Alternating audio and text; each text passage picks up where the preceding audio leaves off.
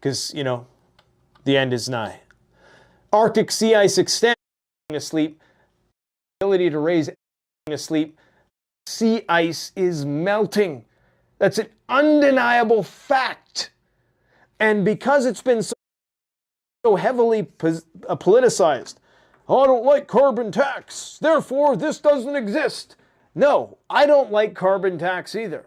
I think it's a dumb idea.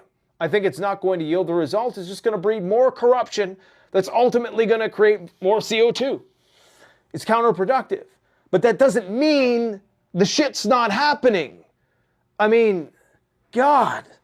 I mean, what do the Chinese and the Russians think when you have Elon Musk calling 75% of scientists retards?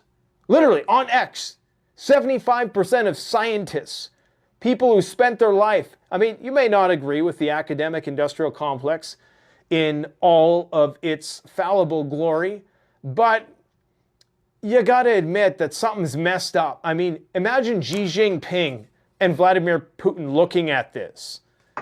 You know what I'm saying?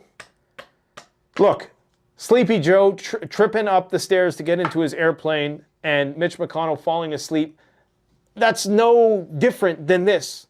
But it's just we've reached farcical levels of collapse. And that's pretty much what I got for you guys today. So all I can say is keep on prepping because, you know, I mean, you better hope I'm crazy. You better hope I'm dumb. Because if I'm not dumb or crazy, oh boy, we got hard times ahead. And for us as preppers, you know, we're probably going to be as good as we're going to be, especially if you have self-reliant systems. You know, the value of having land and being able to catch rain, the ability to grow food, the ability to raise animals, and to have regenerative stuff that you can't get taxed. Like, you know, a cow can have a calf, a chicken can give you eggs, and they can't tax that. That's, you know, and that's why they want you buying the stuff, because they get to control it, they get to control what goes into it. True freedom at the end of the day and true happiness is self-sufficiency, which is not to say that you can't indulge in the spoils of modern society from time to time. You know, we do that. We got video game systems at home and I play with the kids. I strap on the virtual. My kid was trying to teach me gorilla tag the other day. My God. That lasted about 5 minutes. But you know, we have a little fun now and then. But understand that true freedom, my friends, true freedom is your ability to not need the government, to not need the system. That is true freedom and happiness, ultimately, I believe. And it's not until you get there, and it's not until you experience growing food for yourself and eating it, and yeah, you have to make that upfront initial investment.